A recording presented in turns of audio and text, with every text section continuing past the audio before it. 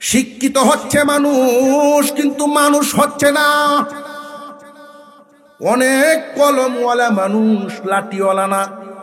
অনেক শিক্ষিত কলমওয়ালা মানুষ মা বাবারে বৃদ্ধাশ্রমে দিয়ে, আজ থেকে 20 বছর পর তুমি বোন যে সময় শাশুড়ি হইবা, ওই সময় তুমি তখনকার মানুষদের কইবা যে রাজীবপুরি আছে না মরে, যদি বাচ্চা থাকে সেই ওয়াজ দিয়া আবার আন্না করা।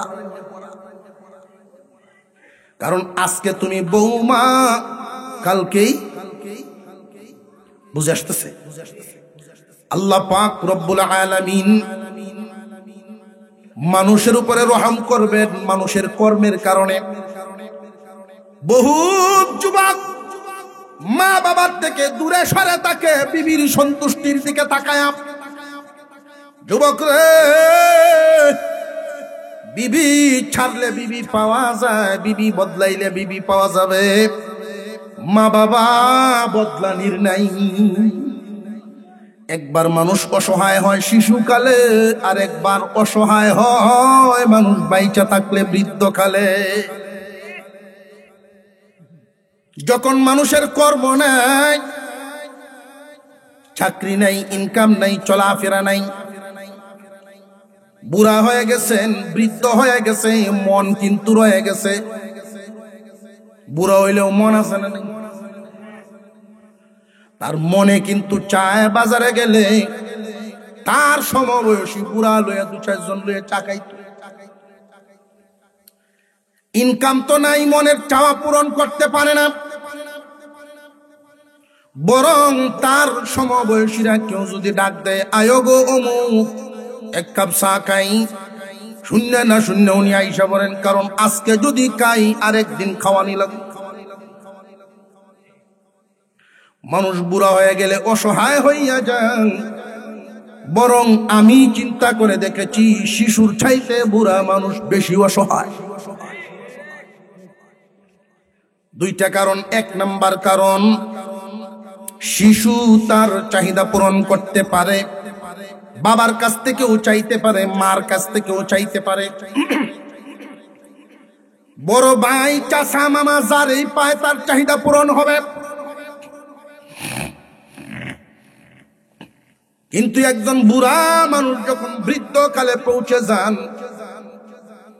অন্যরা তো দূরের কথা, প্রশ্নই ওঠে না। তুমি সন্তানের কাছে চায়া নিতেও ওনার জিহ্বা ঘুরে না।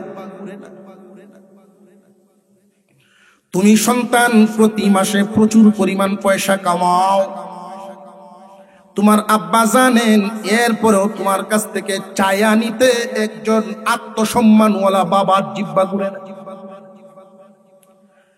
এই জন্য উচিত হলো আমাদের, আমরা যখন শিশু ছিলাম, আমরা আমাদের মা বাবার সেবা যত্ন পাইছি না পাইছি না?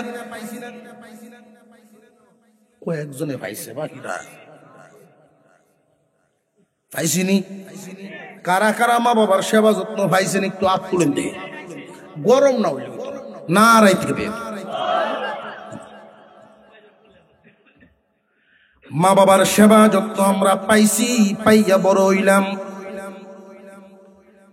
যেই মা বাবা আমাদেরকে অসহায়ত্ব দূর করে সহায় করেছেন, এখন সেই মা বাবা অসহায়। আল্লাহ পাক রব্বুল আলামিন কুরআনুল কারীমের ভিতরে হুকুম করেন, আদেশ করেছেন, এটা ফরজ। খুব ভালো করে বুঝবেন, খুব ভালো করে বুঝবেন রে যুবক। বর্তমান সময়ে 100 পরিবারে যদি মা বাবা জিন্দা থাকেন, 5টা পরিবার পাওয়া বড় দুষ্কর হবে যেগুলোতে মা বাবার দেখাশোনা, মা বাবার হক আদায় হয়। বেশিরভাগ মা বাবাই চোখের পানি নিজে নিজে গোপনে গোপনে মোছেন। সন্তানের ব্যাপারে কারোর কাছে গিয়ে নালিশ দিলে নিজের ভাল লাগে, সন্তানের বিরুদ্ধে কারোর কাছে নালিশ দিবার মন চায় না। কিন্তু সন্তানের আচার আচরণ ব্যবহার মনে মানতে চায় না।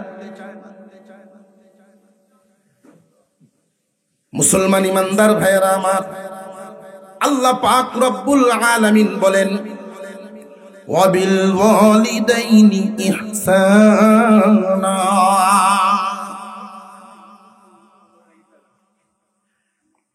রে দুনিয়ার যুবক, তোমরা তোমাদের মা বাবার প্রতি ইহসান করো। কি করা? আরো জোরে, আরো জোরে।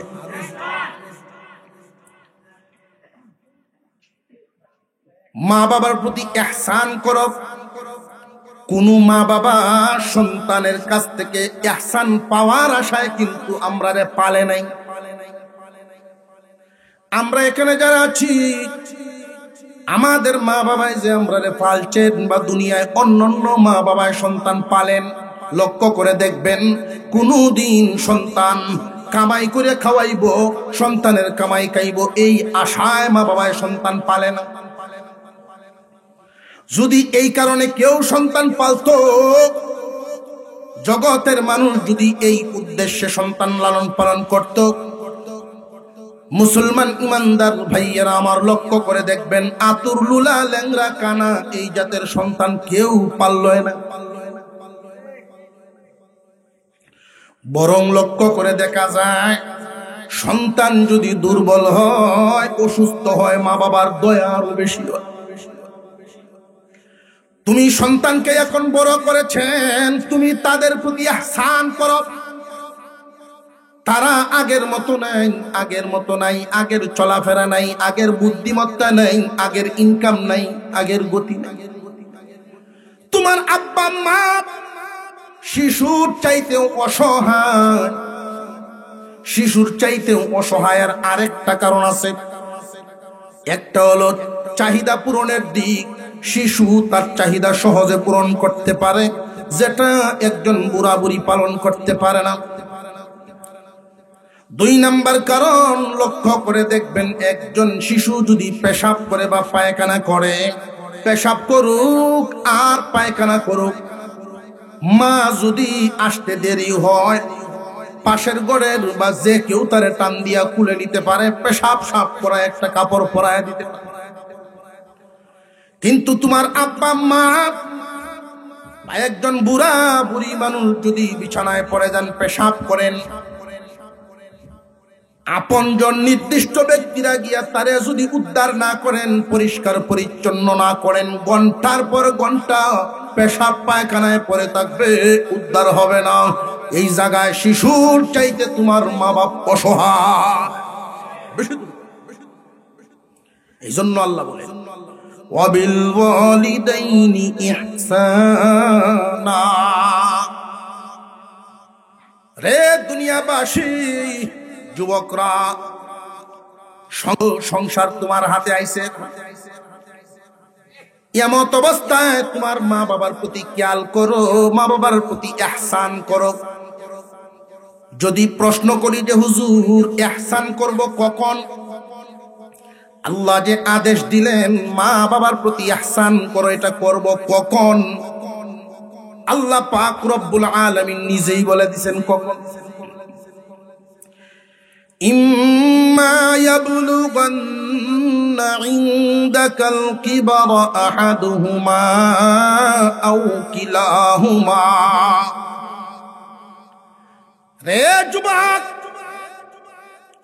যদি তুমি সংসারী হইছ, বড় হইছ, এখন তোমার মা বাবা দুইজনের দুজনকেই যদি পাও, বা দুইজনের যে কোনো একজনকে পাও বার্ধক্য অবস্থায়, তাদের বুড়ার হালতে যদি পাও, যদি পাও কেন রে ভাই, সমাজের বেশিরভাগ মানুষই পায় না।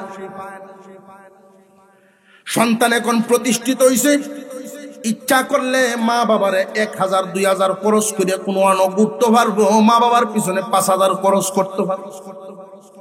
এই সামর্থ্য যখন তোমার হইছে, বেশিরভাগ মানুষের ক্ষেত্রে তাকায়া দেখো, এই পরিমাণ সামর্থ্য হইলে এতদিন মা বাবা আর বাচ্চা থাকে না। যদি তোমার মা বাবা বাঁচিয়া থাকেন, দুইজন বা দুজনের যে কোনো একজন, নিয়ামত মনে করবা, নিয়ামত মনে করে ইহসান করবা। ইহসানের চাদর ইহসানের ছায়াটা তাদের উপর প্রশস্ত করে দিবা, তোমার দয়ার ছায়াটা মা বাবার উপরে প্রশস্ত করে দিবা। মুফাসসিরিনে কেরাম বলেন, মানুষ যদি প্রশ্ন করে ছায়াটা প্রশস্ত করব কেমনে, কেমনে চললে, কেমনে বললে মা বাবার প্রতি ইহসান করা হয়, ইহসানটা আমরা করব কেমনে? এক কথায় উত্তর মনে রাখবেন, অসহায় কিন্তু মানুষ দুইবার হয়, একবার শিশুকাল আর একবার বুড়াকাল। আমার মা বাবা এখন অসহায় অবস্থায় আছেন, আমি কিন্তু ছিলাম এক সময়। মা বাবার উপরে ইহসান করব কেমনে? তুমি শিশু থাকাকালীন তারা তোমার উপরে করছে যেমনি, বুঝে আসছে? তারা তোমার উপরে যেইভাবে ইহসান করেছেন, তুমিও সেইভাবে ইহসানের চাদর বিছায়া রাখো। তোমার আব্বা আম্মা খেয়াল করতো তুমি কি দিয়া খাও, কি দিয়া খাও না। এক জাত দিয়া যদি ভাত না খাইছো, তোমার মা পাগল হয়ে আর এক জাত বানাইছে। খানার প্লেটটা নিয়ে এক রুম থেকে আরেক রুমে যায়, আরেক রুম থেকে আরেক রুমে যায়। এমন দৃশ্য, এমন সিনারি চোখের সামনে আসে না? তোমার আব্বা আম্মা যখন বার্ধক্যে পৌঁছে যাবে যুবক, তুমিও তাদের দিকে খেয়াল রাখবা। তোমার আব্বা কি আগের মতো খান নাকি রুচি কমে গেছে? তোমার বাবা যখন বুড়া হয়ে গেছেন, মা যেহেতু বৃদ্ধা হয়ে গেছেন, রুচি কমবেই। সুতরাং তরি তরকারির দিকে শুধু নির্ভরশীল না করে তুমি সন্তান খালি কলাই না রাখবা, আলাদা একটু গুড়াই না রাখবা। পাহাড় পরিমাণ পয়সা লাগে না। ওই যে আগে বলছিলাম নৈতিকতার অধপতন হইছে, মন মরে গেছে, নীতি আদর্শ মরে গেছে, মনে নেই, মারা গেছে। মনটা যদি ঠিক রাখে বেশি খরচ লাগে না মা বাবার সন্তুষ্টি হাসিল করতে। এক আলি কলা এনে দিলেন আব্বা বা আম্মা, নিন এটা দিয়ে ভাত খায়া শেষে এক মুঠ ভাত বেশি খাইতে পারবে। ওফু তোমার তুই পয়সা কম, আপনারা দোয়া করলে তো আল্লাহ দিব। তোমার তো পয়সা কম কথাটা মুখ দেখ হইছে যে কি দরকার আছে, কিন্তু অন্তর খুশি হইয়া তোমার জন্য দোয়া আসমানও তুলে। কথা বুঝে আসতেছে? দিন যত যাইতেছে সব কিছুর উন্নতি হয়, কিন্তু আজ থেকে 30 বছর 25 বছর আগের যেই সিনারি গুলো দেখতাম, আগের সেই দৃশ্যগুলো এখন আর দেখা যায় না। স্কুল বিল্ডিং হইছে, টিনের ঘর নাই, চাটাইয়ের বেড়া নাই। আগে তো আমরা এমনও ছিল 1-2 ক্লাস আম গাছের তলে, আর এখনকার সময় ফ্যান ঘুরে, বাচ্চাদের জন্য নাস্তার ব্যবস্থা সরকারি, এটা সেটা কত কিছু দেয়। চতুর্দিক থেকে উন্নতির জোয়ার, কিন্তু আফসোস এবং পরিতাপের সাথে বলতে হয় নৈতিকতার পদপতন ঘটছে। আগে ওই যে কাপড় চোপড় তেমন গুছানো ছিল না, যেইখানে পড়তে যাইতো ওই ঘরটাও তেমন দামি উন্নত ছিল না, কিন্তু ওইখানে যারা পড়াশোনা করাইতেন এবং তখনকার সময়ে যারা করতে যাইতো, শিক্ষকও ছিলেন সেই মানের, ছাত্রও ছিল সেই মানের। শিক্ষক যারা ছিলেন তারা কি বেশি ডিগ্রিওয়ালা ছিলেন? যে না না, শুধু শিক্ষিত হইলেই মানুষ হয় না, অনেক শিক্ষা দীক্ষা ডিগ্রিধারী অমানুষও আছে। তাহলে মনুষ্যত্বের একটা বিষয়, মূল ব্যাপার হলো আমাদের শিক্ষকগণের ডিগ্রি কি পরিমাণ ছিল, এটা মাপ কাটিয়ে দিচ্ছি না, দিচ্ছি আমাদের শিক্ষকগণের মন মানসিকতা কেমন ছিল। আমাদের শিক্ষকগণ যারা ছিলেন সব সন্তানদেরকে নিজের সন্তান মনে করতেন। আমাদের শিক্ষকগণ এমন ছিলেন, পরীক্ষার ফিস দিতে পারে না একজন ছাত্র। অফিস রুমের কোণা থেকে চেয়ারে বসে পেপার পড়তেছেন, উনি শুনছেন, শুনে এই ছাত্রটারে ডাইকেছেন। উনি চিনেন কার ছেলে, পয়সা দেওয়ার ক্ষমতা আসলেই নেই। ছাত্র বলছে ধান কাটা হইলে দেওয়া যাবে, এর আগে পরীক্ষা। স্যারে করছেন কি, হাতের ঘড়িটা খুলে দিয়ে দিচ্ছে, এই ঘড়িটা বিক্রি করে কাজে লাগায় ফিস্টে দিয়া দে, দেখবে জীবনে তুই বড় হইবে অনেক। এখনকার সময়ের দৃশ্য, স্যারের কাছে প্রাইভেট পড়লে ছাত্র ভালো, তার দিকে নজর দেয় একরকম, আর যদি স্যারের কাছে প্রাইভেট না পড়ে তার দিকে নজর দেয় আরেক রকম। আরেকটু জোরে কর।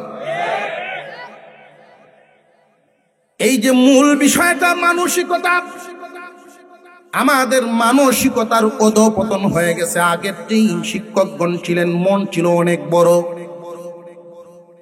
দুনিয়ায় অনেক বেশি কিছু করতে হবে এমন স্বপ্ন তাদের ছিল না। কারণ তখনকার সময়ে তাদের বেতনও ছিল 600, 1000। বেতনের আশায় তারা এই চাকরি নিয়ে দৌড়াদৌড়ি করত না, শিক্ষা ব্যবস্থার সাথে লেগে থাকাই ছিল তাদের উদ্দেশ্য। এখনকার সময়ের অবস্থাটা ভিন্ন। তখনকার সময়ের মানসিকতা আর এখনকার মানসিকতা এই জন্যই লক্ষ্য করে দেখবেন, আমরা তো হুজুর হইছি, বয়স অর্ধাউর্ধি হয়ে গেছে। এখনো যদি যে কয়েকজন শিক্ষক আমাদের বেঁচে আছেন, উহাদেরকে যদি রাস্তায় দেখি, মোটর সাইকেলে আর থাকি না, গাড়ি সাইড করে দাঁড়ায় আছে। এই বুড়া বয়সে আইসা ছাত্রের এই সম্মান যখন ওনারা দেখেন, ছাত্র এই অনার করেন, শিক্ষকের মন ভরে যায়। শিক্ষক হিসাবে ওনার নিজের গর্বিত মনে হয় তখন, যে আমি যে একজন শিক্ষক, মনটা ওনার ভালো হয় যে আমি শিক্ষক ছিলাম, আমার ছাত্র বলে আমার এই সম্মান দিল। উনি যে মন খুশি হইল, মন খুশি হওয়ার কারণে মন থেকে একটা দোয়া দিল, এই দোয়াটাই ছাত্রের জন্য কামিয়াবির সিঁড়ি। বুঝে আসতেছে আপনাদের? বিল্ডিং হইতেছে ঠিক, পোশাক পরিবর্তন হয়ে গেছে, গাছের তলে আর ক্লাস করা লাগে না, সব ব্যবস্থা উন্নত, কিন্তু মানসিকতার অধঃপতন হয়ে গেছে। এখনকার শিক্ষক আর ছাত্রের যে সম্পর্ক আগের দিনের মতো নাই, আগের দিনের মতো আদব কায়দা নাই। শিক্ষকগণের মধ্যে সামান্য কিছু কমতি থাকলেও ছাত্রদের তো একবারে সারে সর্বনাশ। একটা ছাত্রের মধ্যে যেই কোয়ালিটি থাকার কথা, একজন ছাত্র তার যেই গুণগুলো থাকবে, আমাদের মাদ্রাসার লাইনে যারা পড়াশোনা করেন, আমাদের হুজুরগণ শিখায় দেন এই গুণগুলো, এই গুণগুলো তোমার মধ্যে রাখবা, আল্লাহ তোমারে কামিয়াব করে দিবেন। ছাত্র ছাত্রের মতোই থাকা লাগে, কিন্তু সর্বনাশটা হলো এই জায়গায়।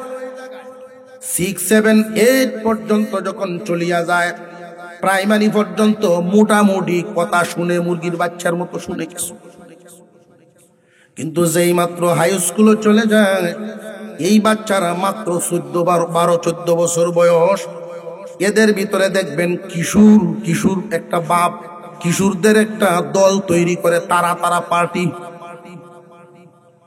এদের ভিতরে আবার নেতৃত্ব শিখানোর জন্য আমাদের মাতাওয়ালারা এদেরকে রাজনীতি শিখানি শুরু করছে। হাই স্কুল লেভেল পর্যন্ত রাজনীতি ঢুকায় দিল। মানুষ তারা হইব কখন? কলেজ পর্যন্ত ছিল। মনটারে বানাইছিলাম যে ভার্সিটিতে থাকার দরকার ছিল, আমাদের মফস্বলের কলেজগুলোতে না আনতো। অধপতনের নৈতিক অধপতনের যত কারণ, এর মধ্যে একটা হইল এই নোংরা রাজনীতি। আর একটু জোরে কর। এই নোংরা রাজনীতির কারণে ছাত্রলীগ বলেন, ছাত্রদল বলেন, কলেজ ভার্সিটি গুলোতে গিয়ে অর্ধেকের বেশি পোলাপান এই অস্ত্রের জঞ্জাননীতে মাতিয়া যায়। মা বাবার গড়া সেই লক্ষ্য স্বপ্ন মাটির সাথে মিশে যায়। মা বাবা তো তোমার হাতে কলম দেখতে চেয়েছিলেন, অস্ত্র দেখতে নন। জবানে হয়তো তুমি উত্তর দিবা, এই যে বর্তমান জামানায় কলমওয়ালার চাইতে অস্ত্রওয়ালার দাম। এমন একটা জামানা পার করতেছি, কলমওয়ালার চাইতে মনে করি অস্ত্রওয়ালার দাম বেশি। তবে জানিয়া রাখবেন, অন্যায় বস্তুটা দেখতে যতই শক্তিশালী মনে হয় না কেন, খারাপ জিনিসটা দেখতে যতই সুন্দর হয় না কেন, বেশি দিন টিকবার নয়, ধ্বংস অনিবার্য।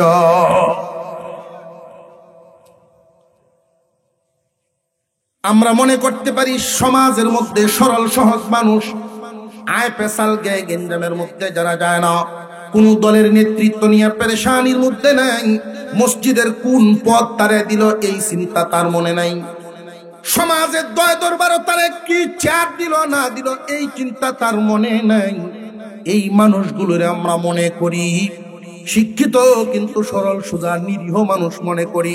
জানিয়া রাখবেন, এই জমিনের মধ্যে অহংকারী যারা ধ্বংস হয় তারা, নিরীহ জীবন যাপন করে যারা সফল মানুষ হয় তারা।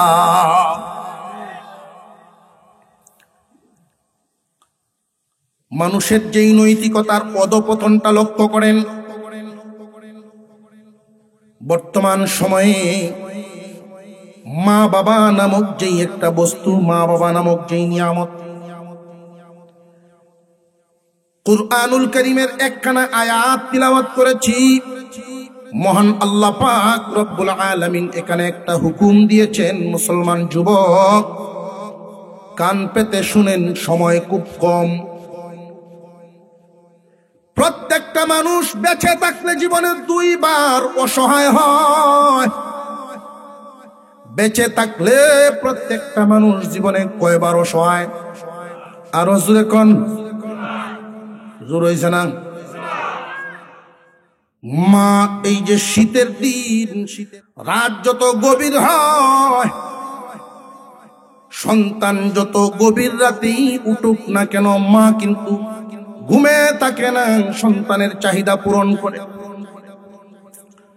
পেশাব করে কাপড় ভিজায় ফেলছে, সাথে সাথেই কাপড় পাল্টায় দিতেছেন। সারা রাত এইভাবেই যায় মার। চোখটা লাগে আবার খুলে, চোখ লাগে আবার খুলে, এই হালতে তার সময় যায়। আর বাবা বেচারা যে ঘুমাইছে এমন না, বাবাও তো যদিও পাশের বিছানায় আসেন, একটু ভরে ভরে উড়াউড়িতে তারও কান্না ছুটে, তারও ঘুম ছুটে যায়। একটু ভরে ভরে ঘুরে কি হইছে, কান্দে কেন? এই যে তিল তিল করে বাচ্চাকে মানুষ করলো, তোমার অসহায়ত্ব দূর করলো, এই মা বাবার কিছু পাওনা দাওনা আছে না নাই?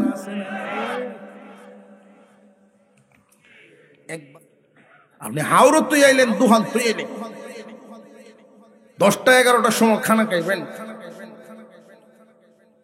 খানা বাড়ছে, বাচ্চারা বা আপনার বিবিরে জিগাইবেন, আম্মা কই বা আব্বা কই, খাইছেন ওনারা? যদি খায়া থাকেন আলহামদুলিল্লাহ, না খাইলে তুমি খুঁজে লইয়া একসাথে লইয়া ঘুরে। মা বাবা এই যে কথাটা জিগাইবেন যে আব্বা বা আম্মা খাইছেন, পাশের রুম থেকে যদি শুনেন, পাশের রুম থেকে শুনলেই কলিজা ঠান্ডা। মা বাবার প্রতি তোমার নজরটা, আগের মানুষ যেই পরিমাণ নজর দিত, এখনকার মানুষ এই পরিমাণ নজর দেয় না। ওই যে শুরু করছিলাম, নৈতিকতা মরে গেছে। শিক্ষিত হচ্ছে মানুষ, কিন্তু মানুষ হচ্ছে না। অনেক কলমওয়ালা মানুষ লাঠিওয়ালা না। অনেক শিক্ষিত কলমওয়ালা মানুষও মা বাবারে বৃদ্ধাশ্রমে দিয়ে, বরং বর্তমান দেশের যেই জরিপটা, আমাদের দেশের জরিপে যেটা আমাদের সামনে আছে, বৃদ্ধাশ্রমগুলোতে কোরআন হাদিস পড়নেওয়ালাদের মা বাবা নাই। সহি শুদ্ধভাবে শুধু কোরআন শরীফ পড়ছে এমন মানুষের মা বাবাও নাই। হাফেজ আলেম তো দূরের কথা, মসজিদের ইমাম বা মুয়াজ্জিন এটা তো অনেক দূরের কথা, অসম্ভব। সহি শুদ্ধভাবে শুধু কোরআন শরীফ ছোটবেলায় মা বাবায় শিখাইছেন এমন সন্তানও তার মা বাবারে সেখানে দেয়। দেয় কারা? এমন শিক্ষিত বানাইছে, দেশের পড়া শেষ করছে, কলমের এক কুসায় হাজার হাজার কোটি যে কামাইছে, কলমের কুসায় দৈনিক হাজার হাজার টাকা যারা ইনকাম করতে পারে, টাকা পয়সার অভাব নেই, কিন্তু নৈতিকতার অভাব। এই কারণেই মা বাবারে নিয়ে একসাথে থাকার পারে না, মা বাবাকে বাড়ি থেকে বের করে বৃদ্ধাশ্রমে দিছে। ওরা শিক্ষিত হইছে ঠিক, কিন্তু মানুষ হইছে না। আর একটু জোরে করে, মা বাবার প্রতি ইহসানের চাদরটা আমরা বিছাইব প্রশস্ত কেমনে, যে তারা বিছাইছিল যেমনে। যার যার ইনকাম অনুযায়ী কথাটা মনে রাখবে। আপনার আব্বা আম্মা যখন বার্ধক্যে পৌঁছে গেছেন, সংসার তাদের হাতে নাই, সংসার তাদের হাতে নেই। আমরা তো অনেক সময় মনে করি, যুবক আপনি ব্যবসায়ী বা গৃহস্থ যাই হন না কেন, আমরা যে মনে করি আব্বা আম্মার অতিরিক্ত পয়সা বা হাত খরচের কি দরকার, এইগুলোর দিকে যে আমরা খেয়াল করি না। মা বাবার তো ইনকাম নাই, কিন্তু খরচ করার মন কিন্তু রয়ে গেছে। তোমার আব্বা মসজিদে যখন বুড়া মানুষ নামাজ পড়তে যান, মসজিদের দান বাক্স সামনে আসলে মনে চায় 5টা টাকা দেওয়ার জন্য, পয়সা নেই। তোমার আব্বা বাজারে গেলে মনে চায় 10 টাকার বিস্কুট আনার জন্য, কারণ বাজার থেকে আইলেই নাতিরা দৌড়ায় গিয়ে ধরে, দাদা কি থানছো। তোমার সামর্থ্য অনুযায়ী মার হাতে কিছু পয়সা, বাবার হাতে কিছু পয়সা আলাদা দিয়া রাখবা, এটা সংসারের হিসাবের বাইরে। যা পারেন প্রতি মাসের শুরুতে এমন ভাবে একটা তারিখ নির্ধারণ করে রাখবেন, বাবার মনেও যেন ওই রিটায়ার্ড পারসন ব্যক্তিদের মতো একটা আশা জাগা থাকে। আমি চাকরি করি নাই জীবনে, কিন্তু এমন একটা ফুট আল্লাহ আমারে দিছে, মাস যাইতেই আমার ফুট আমারে দিব। বুঝে আসতেছে আপনাদের? এই যে 200-500 টাকা দিলেন, এর দ্বারা আপনি গরিব হবেন না, সম্পদ দেওয়ার মালিককে। মা বাবার বাধ্য সন্তান, মা বাবার অবাধ্য সন্তান, যেই সন্তানের আচার আচরণে এই যে ছোট ছোট কাজগুলো বলতেছি, কাজগুলোর মাধ্যমে মা বাবার মন খুশি হয়। মা বাবার মন যেই সন্তানের উপরে খুশি থাকবে, এই সন্তানই মা বাবার বাধ্য সন্তান। মা বাবার বাধ্য সন্তানের প্রতি মা বাপ খুশি, তো আল্লাহ খুশি। সুবহানাল্লাহ কোন, আরো জোরে কোন সুবহানাল্লাহ। মা বাপ যার প্রতি অসন্তুষ্ট হন, আল্লাহ তার প্রতি অসন্তুষ্ট। জানিয়া রাখবেন, মা বাবার সন্তুষ্টি আল্লাহর সন্তুষ্টি, মা বাবার অসন্তুষ্টি আল্লাহর অসন্তুষ্টি। যার প্রতি মা বাবা সন্তুষ্ট হন, আল্লাহ যেহেতু সন্তুষ্ট, ওই মানুষটারে অর্থাৎ মা বাবার বাধ্য সন্তানকে আল্লাহ কয়েকটা পুরস্কার দিবেন, কয়েকটা পুরস্কার দিবেন। কিছু দিবেন দুনিয়ায়, এরপরে আখিরাত। দুনিয়ার জমিনের যেই পুরস্কারগুলো, রে যুবক মনোযোগ দিয়া শুনবেন, মনোযোগ দিয়া শুনবেন।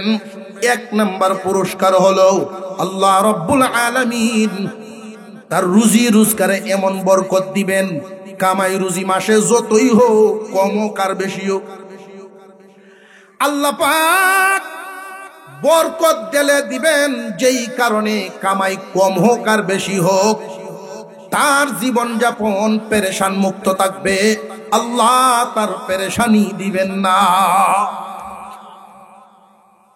শান্তির জীবন।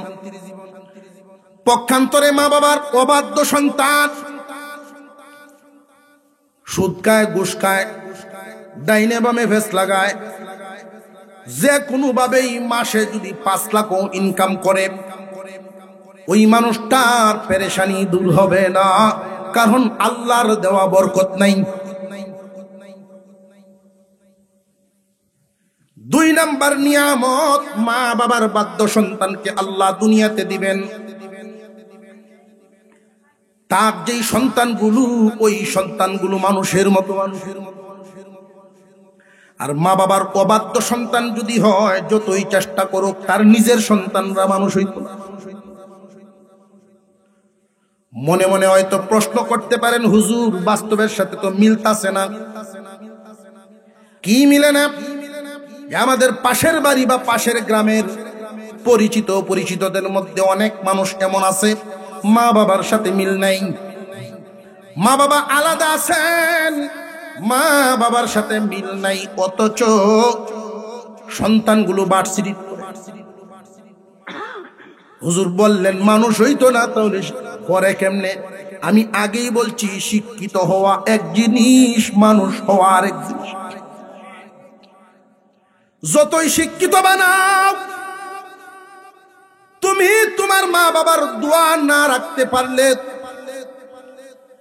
জানিয়ে রাখো, আমি একটা ভবিষ্যৎবাণী দেই, যুগ যুগ ধরে যেটা মানুষ পেয়ে আসতেছে, তুমি তোমার মা বাবার সাথে আচরণ করবা যেমন, তুমিও তোমার সন্তান থেকে পাইবা তেমন।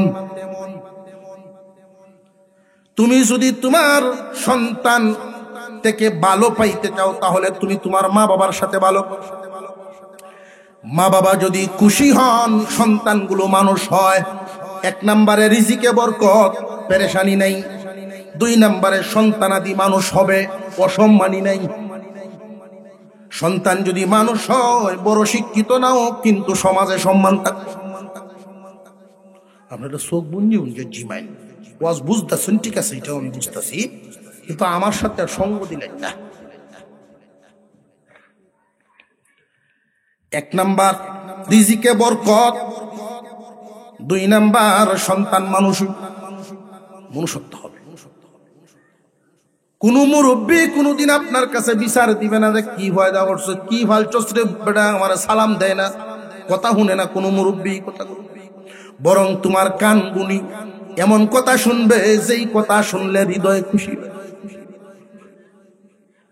3 নাম্বার নিয়ামত, মা বাবার সন্তুষ্টির কারণে আল্লাহ তোমারে দিবেন। যতদিন দুনিয়াতে বাইচা থাকো, এমন কঠিন কোন রোগ আল্লাহ তোমারে দিবেন না, যেই রোগ হইলে পরে মানুষের কাছে বোঝা হয়ে যাও। আল্লাহ পাক রোগ থেকে বাঁচায় রাখবেন। 3টা নিয়ামত দুনিয়াতে পাইলাম।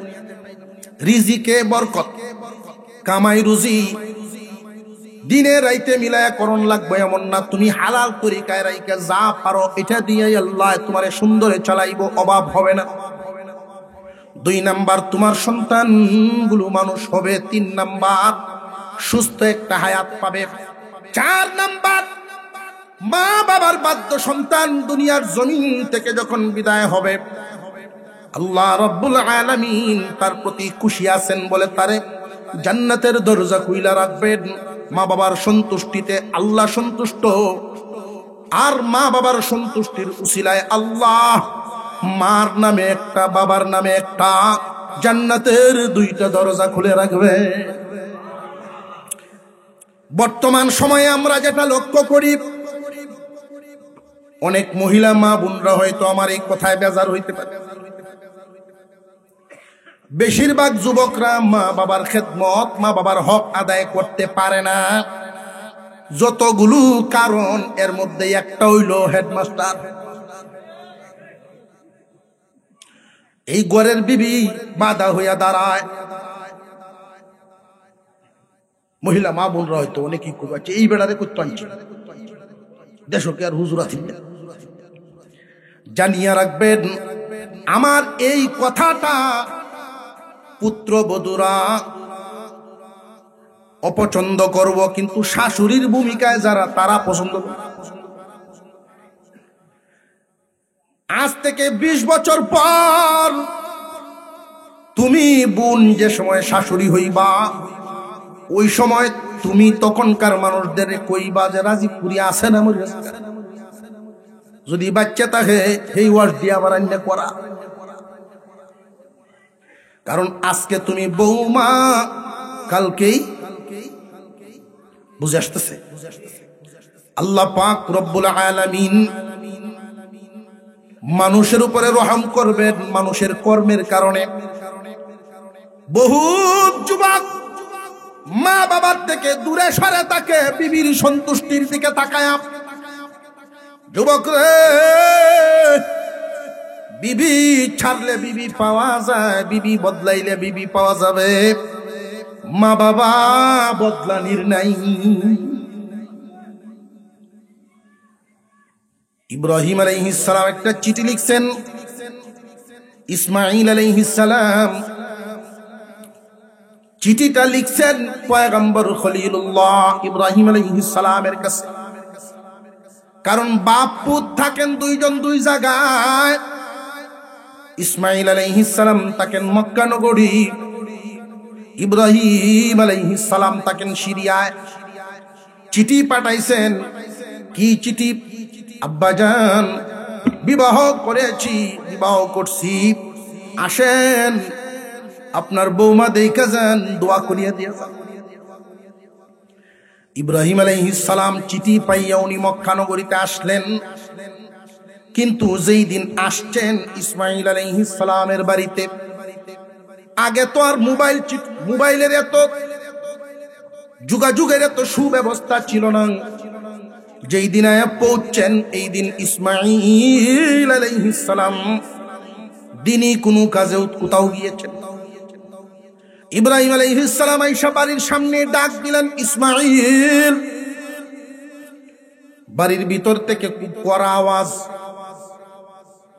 মহিলাদেরকে ভালো মন্দ সার্টিফিকেট দেওয়ার কিছু আলামত আছে।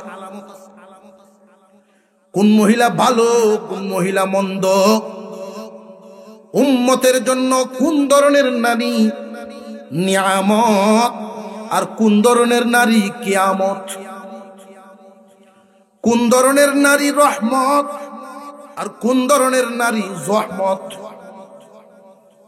কোন ধরনের নারী আরাম জিন্দিগি সুখের আর কোন ধরনের নারী জিন্দিগি গজবের, এটার আলামত চোখের সামনে রাখলেই পরিষ্কার বোঝা যাইবে। আল্লাহর খলিল ইব্রাহিম আলাইহিস সালাম আওয়াজটা শুনেই আল্লাহর নবী তো অনেক সময় মানুষ হয়তো ভাবতে পারে যে হুজুররা কি তা বুঝে, হুজুররা ডাইন বাউ তেমন বুঝে না, ইশারা ইঙ্গিত দিয়ে কত কিছু আমরা বুঝাইতে চাই। ইব্রাহিম আলাইহিস সালাম বুঝে ফেলেছেন যে আওয়াজটা ভালো না। একজন নেককার মহিলা উঁচা আওয়াজে কথা বলে, বদকার নারীরা উঁচা আওয়াজে কথা বলে, নেককাররা না। ইব্রাহিম আলাইহিস সালাম জিজ্ঞাসা করেছেন ইসমাঈল আলাইহিস সালামের কথা, ইসমাঈল কখন আসবে? জানি না কোন সময় আইবে। তোমরা কেমন আছো গো মা? আমরা তেমন ভালো না কোন রকম। তাহলে এই মহিলার অন্তরে সবরি আছে। এটা কি আশ্চর্য! আরো জোরে কোন আপনারা হটছেন আজকে এমন এক হুজুরের হালাত।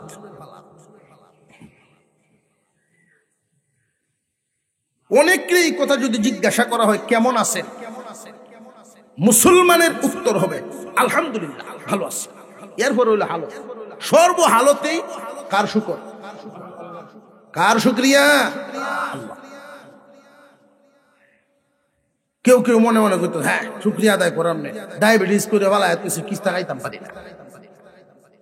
তোমার ডায়াবেটিস, নিচের দিকে তাকায় দেখো তোমার মতো অনেক রোগী কিডনি নাই। মুসলমান ভাইয়েরা আমার, মুসলমানি জবান, মুসলমানি চলা, মুসলমানি আচার আচরণ থাকা। কেউ যদি জিজ্ঞাসা কেমন আছেন, প্রথমে কি হবে উত্তর? আরো জোরে কান। মুসলমানে উত্তর এমন দেয় না, কদহরুন আসি মুডামুডি, মুডামুডি বলে। সকালে যে শীতকাল আইতেছে, মানুষ হাঁটে সকালে, পাশাপাশির বাসা দুইজন আটতেছে রাস্তার সাইডে। এই বাজি গাইছে, ভাই সাহেব কেমন আছেন? এবার মুডা, স্বাস্থ্য কমানোর লেগে না হাঁটে, হ্যাঁ আসি মোটামুটি। সেই সাইডে দেয় পাশের বাসা মহিলা যাইতেছে, এই ভিডিও সেই ভাতটাকে কয় চরিত্রটা ঠিক করে লাভ, বুড়া হইছ চরিত্রটা ঠিক করে কই ঠিক। আমি কিতা কইছি আপনাদের, পাশাপাশি বাড়ি ঘর থাকলে বেশিরভাগ মানুষ কার্যে কীর্তন পায়, এরা সমাজের ভালো মানুষ। আমি প্রায় সময় কোনো এলাকায় গেলে যদি দেখি যে এই পাড়াটা খুব সোজা, পাড়ার রাস্তাটা খুব সোজা, উঠানগুলো লাগ, রাস্তাগুলো সোজা সুজি, তখন একটা জরিপ করি, এই এলাকার মানুষটি সাদা সিধাই আছে, মিল মহব্বত আছে, বুঝা যায়। আর নইলে দেখবেন বাইরে বাইরে বেড়া বাইরে রাস্তা আটকাইব। শহরহাট তো রাস্তা করাতে বিরাট বিপদ, কেতে রাইলে ঘুরিয়ে ঘুরিয়ে নিতে নিতে বিরাট বিপদ। আর বাড়ি ঘরের কোনো মিল নেই, মনের মিল নাই, বাড়ির মিল থাকবে, এমন হয়। চরিত্রটা ঠিক করে নাও।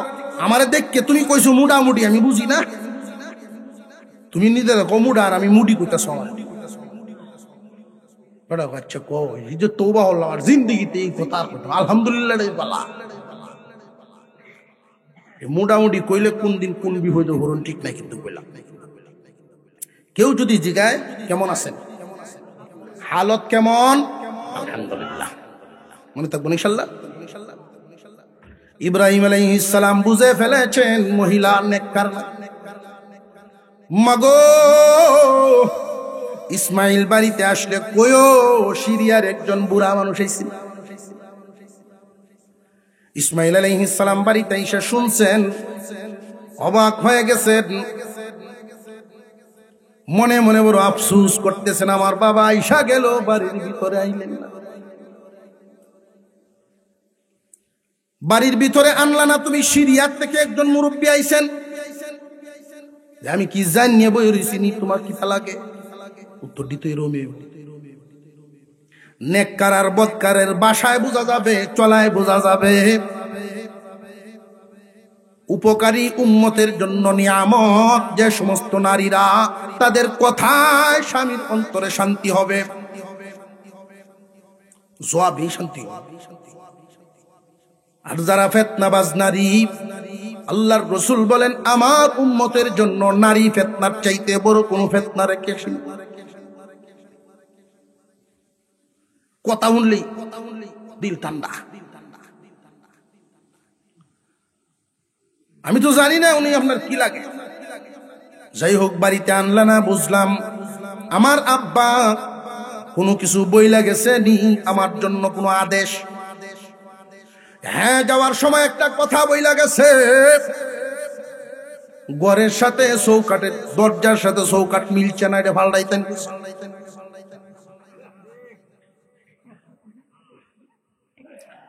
ইসমাইল আলাইহিস সালাম বলেন, বিবি রে, তোমারে নিয়ে আর সংসার করা চলবে না। কোন কি আমার সাথে না আপনার এত মোহাব্বত? হ্যাঁ, তোমার সাথে মোহাব্বত, সন্তানের সাথে মোহাব্বত, বন্ধুর সাথে মোহাব্বত, ভাইয়ের সাথে মোহাব্বত, প্রতিবেশীর সাথে মোহাব্বত। দুনিয়ার জমিনে এটা নিয়মে সমাজ ব্যবস্থা যেহেতু আছে, সামাজিকতা আছে, কিন্তু সম্পর্কের যে একটা ধারাবাহিকতা, একজন মানুষের আল্লাহ এবং রসুলের পরে একজন পুরুষের সবচাইতে সম্মানী ব্যক্তি হলো তার মা বাপ। একজন পুরুষের কাছে আসমানের নিচে জমিনের উপরে, মাপকাঠিটা মনে রাখবা যুবক ভাই সকল, আসমানের নিচে জমিনের উপরে মা বাবার, আল্লাহ এবং রসুলের পরে মা বাবার চাইতে সম্মানী তোমার কাছে যেন কেউ না থাকে, মোহাব্বতেরও কেউ যেন না থাকে। আমি একটা কথা, একটা স্কেল তোমার সামনে দিচ্ছি, এটা দিয়েই সারা জীবন মাপবা। আমাদের যেই সন্তানাদি আল্লাহ দেন, ছেলেও দেন মেয়েও দেন, তুলনামূলক ভাবে বাবার কাছে কিন্তু মেয়েদের আদর বেশি, ঠিক না? ঠিক। যদিও মেয়ে হইলে কুশাও, কিন্তু বাকি জীবন মেয়েদের প্রতি বাবার টান, বাবার প্রতিও মেয়েদের টান। বাহির থেকে আসলে মেয়েদের নজরই তাকে বাবার চেহারা, আর ছেলেদের নজর বাপের ভয়। বিশ্বাস হয় না? বাস্তব। ইব্রাহিম আলাইহিস সালামের ঘটনাটা মনে রাখতে হবে, খুব জানবেন। সম্পর্কের দিক থেকে বাবার কাছে একটা মেয়ে হইল তার প্রিয়। এই কথাগুলো ডানে বাম থেকে এনে যেই কথাটা আপনাদেরকে বুঝানো হইল, আমার উদ্দেশ্য মুসলমান, মা বাবা আমাদের কত আপনজন। আল্লাহ এবং রসুলের পরেই একজন পুরুষের কাছে সবচেয়ে সম্মানিত তার মা বাপ। বিবি সিরিয়াল পরে মা বাবার সিরিয়াল আগে। কিন্তু আমরা অনেক কপাল পুরা মুসলমান এমন দেখতে পাই, সিরিয়াল উল্টায় ফেলছে, মা বাবারে পিছনে নিচে বিবি সাহেবের সামনে দেন। যেই কারণে মা বাবা আর বিবি সাহেবের মোহব্বতের ধাক্কার মধ্যে মা বাবা আলাদা হয়ে গেছে। কেউ বৃদ্ধাশ্রমে আছে, কেউ বাড়ি ছাড়া। বিবির মোহব্বতের সামনে তার মা বাপ টিকতে পারছে না। কিন্তু সন্তান যদি সত্যি নেককার মা বাবার বাধ্য সন্তান হয়, মা বাবার মোহব্বতের ধাক্কার সামনে পৃথিবীর কারোর মোহব্বত টিকবে না। যেই কথাটা বলতেছিলাম, তার মাপকাঠিটা একটা সন্তান, আপনার মেয়ে। একটা আপেল নিয়ে আসলেন বাজার থেকে, ঘরের সামনে আপনার কলিজার টুকরা মেয়েটা বসা, আপনার মাও বসা। আপনার মেয়ে দৌড়ায়া কুলে উঠছে, আব্বা আপেলটা। দূর থেকে কেয়াল মাসকারাম করে হোক, যেমনি হোক, আপনার মায়ও যদি কথা বইলা ফেলে, ও ভূত এরে দিস না, আমারে দেব।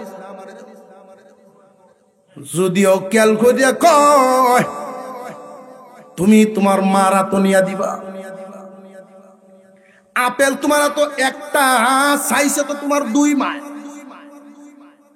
একজন হইল মেয়ে মা, আর একজন তোমার আসল মা। তোমার মা যখন এই কথাটা বলছে, না খাও চাইছেন তো কার হাতে দিবা? শরীয়তে বলে তোমার মার হাতে দিবা। আর জোরে কর। মধ্যবয়সী কোনো মানুষ মারা গেছেন, মাঝ বয়সী কোনো মানুষ মারা গেছে 40-45-এর কোটায়। ভাগ্যক্রমে এই লোক এমন একজন লোক, তার ছেলেও কোরআনের হাফেজ, তার বাবাও আলেম। কথাটা বুঝছেন? ছেলে হাফেজ আর বাপ ইব্রাহিম আলাইহিস সালাম বলেন, বিবি তোমারে নিয়ে আর পর করা সম্ভব হবে না, যে বাবার কথায় বুঝে আমারে ছেড়ে দিবেন। হ্যাঁ, বিবি বদলানো যায়, বাবা বদলানো যায়, ঠিক না বেটি? এর মানে এই না আমি আপনার তালাক দেওয়া শিখাই যেতেছি, কাল লোয়ালে উঠি আরম্ভ করি। এর মানে কিন্তু এটা না। সময় মতে যদি জীবনে 1-2 বার ভূমিকা রাখতেন তাহলে ঠিক হয়ে যেত।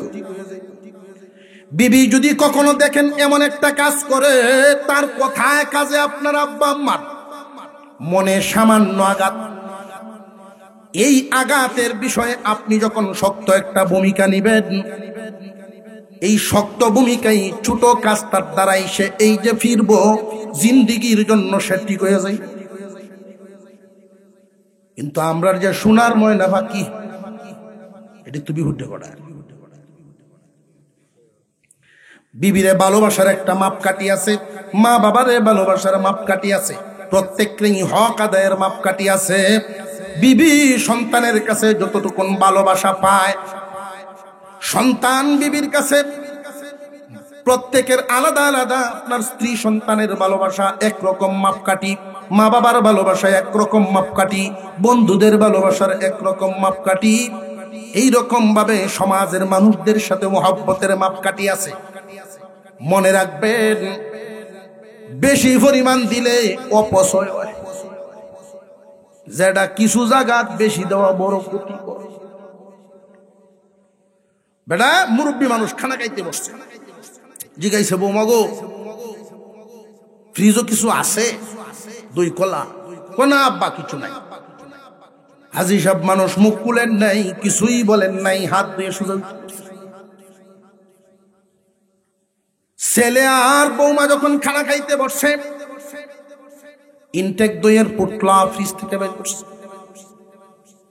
এখন ছেলে জিজ্ঞাসা করে, আব্বা তো শুনছিলাম চাইছিলেন, দেও নাই কোনো? তখন এই দইয়ের পুটলাটা আমার চাচাই আনছিন কালকে, বুঝলাম তোমার চাচাই আনছিন, আমি আনি নাই, গড়ে তো ছিল। এখন বিবি বুদ্ধি করে কথা কয়, যখন স্বামী ধরে ফেলছে তখন বুদ্ধি করে কথা কয়।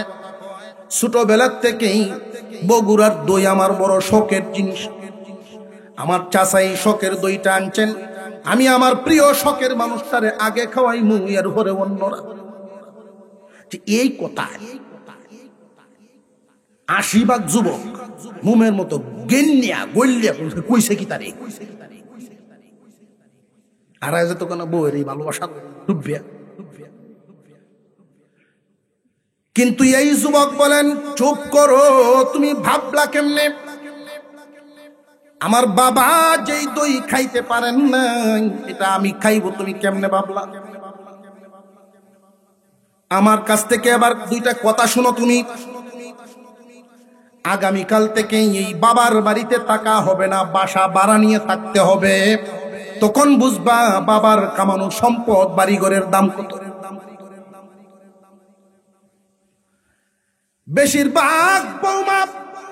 বেশিরভাগ বৌমাই শ্বশুর শাশুড়ির দয়া মায়ার বিটার উপরে থাইকা এদের উপরে জুলুম করে। আরো জোরে কন। জানিয়ে রাখবেন মা, জানিয়ে রাখবেন বোন, শ্বশুর শাশুড়ি হিসাবে যতটুকুন মহব্বত করবেন, অন্তত এই কথাটা মনে রাখবেন যে তারা বুড়া বুড়ি মুরব্বী। আল্লাহর পয়গম্বর হাদিসের মধ্যে বলেন, মান লাম ইয়ারহাম সগীরানা ওয়া লাম ইউকির কাবীরানা ফালাইসা মিন্না। যে ছোটকে স্নেহ করে না, বড়কে সম্মান করে না, মুরব্বীরে মুরব্বীর জায়গায় রাখে না, আমার দলের ভুক্ত না। সে আমার উম্মত তো এমন হতে পারে। বউ সুযোগ এসছে এই কথা বুঝছে যে ফেস লাগে। এমনি ৮টা দইয়া বাপের রুমকে ঢুকছে, শ্বশুরের ভাওগে আব্বা বড় এক ভুল করেছে, আল্লাহর রাস্তে মাফ করায়। আর জিন্দিগিতে কি তো হইছে মাত্র বালা তুই এলাম, তোমার ফুতের চোখ পানিতে টলমল করতেছে। আমি দই থইয়া আপনারে দিছি না, ভাবছিলাম রাত্রে দেম। আপনার ছেলে তো খুব রাগ করে ফেলছেন। এমনি ছেলের বাপে গাইলে এই যে গালি দি, কিন্তু ভিতর ফাটতাছে দোয়ায়। সন্তানের প্রতি এত খুশি আমার ফুট, আমার টান কি হরিমান তার ভিতরে। উপর দিয়া বলতেছে, পাগলামি কেল্লাগিন করস, বৌমারে ঝগড়া করিস না, ঠিক আছে মায়া যাও। ভিতর থেকে সন্তানের জন্য যেই দোয়াটা বের হয়েছে এটা আসমানও গিয়ে ধাক্কা লাগছে। ছোট ছোট এই কাজগুলোর মাধ্যমে মা বাপ খুশি হয়। আরেকটা কথা বলি, আমার আলোচনা শেষ। কেউ যদি চান সন্তান বাধ্য হোক, সন্তান ভালো হোক, সন্তান ভালো মনের মানুষ হোক, তাহলে একটা কাজ করবেন, আপনার ছোট সন্তানটাকে পাশে নিয়ে আপনার সন্তানরে সামনে রাইখা মা বাবারে পাও টিপে দিবেন, মাথা টিপে দিবেন, মা বাবার হাতে মাথায় তেল লাগায় দিবেন। আপনার ছেলে মেয়েটায় দেখতো, এই ছোট বাচ্চাটায় দেখবে আর সে বুঝবে। বড় হইলে মনে হবে আমার আব্বা আম্মাও যেদিন বুড়া বুড়ি হবে এই কাম আমারও। বুঝে আসতেছে? আর তুমি যদি তোমার সন্তানের সামনে তোমার মা বাবার সাথে বেয়াদবিপূর্ণ কথা বলো, উচ্চ বাচ্চায় কথা বলো, তুচ্ছ তাচ্ছিল্যপূর্ণ শব্দ, বেশিরভাগ সময় দেখা যায় অনেক যুবক খামখেয়ালি করিয়াও মা বাপরে দমক মারে। কিতা বুঝো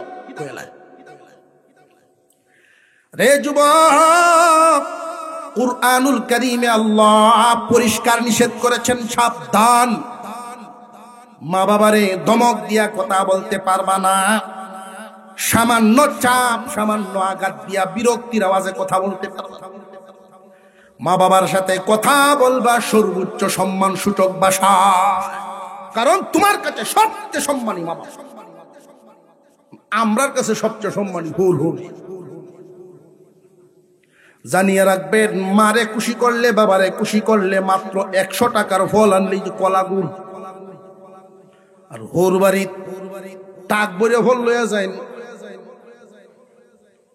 বেশি তো বেশি ফাইলে এটা ফাইতেন পারেন, এটা আমার পাগল জামাইটা, জামাই তো আরো আছে, তো এটা আমার পাগল জামাইটা, টাক বলে নি শুনছে, এর বেশি কিস্তা পাইতেন।